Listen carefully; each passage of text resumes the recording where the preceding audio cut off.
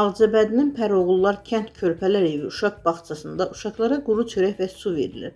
Redaktorumuz xəbər verir ki, bu iddia ilə Ağcabədinin Pəroğullar kənd sakini Afiqə Şirinova Xəzər xəbərə müraciət edib və videolar göndərib. Kənddəki uşaq bağçasında xadimə işləyən Afiqə Şirinova iddia edir ki, 5 ildir bağça rəhbərliyi dəyişdikdən sonra orada qanunsuzluqlar hökm sürür. Şahidi olduğu qanunsuzluqlardan ən əsası isə uşaqların ərzaq normalarının kəsilməsidir.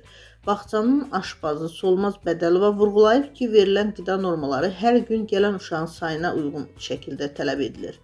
Uşaq bağçasının müdiri Gülnarə Axundova səhhəti ilə əlaqədar olaraq müsahibə verməsə də, şifahi olaraq bildirib ki, səsləndirilən iddia və ittihamlar tamamilə əsassızdır.